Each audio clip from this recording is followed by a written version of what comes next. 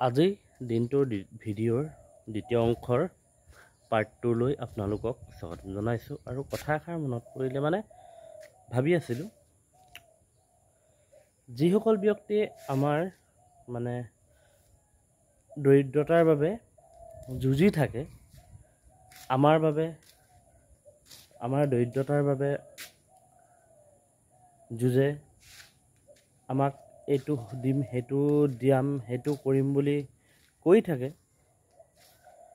লাহে লাহে দেখো এহেঁতিয়ে ধনী হৈ গৈ থাকে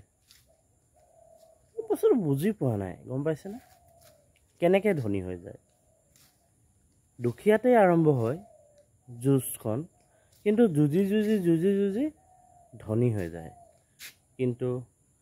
সেই যে যাৰ বাবে যুঁজি আছিলে হেঁত একে পৰ্যায়ে থাকি যায়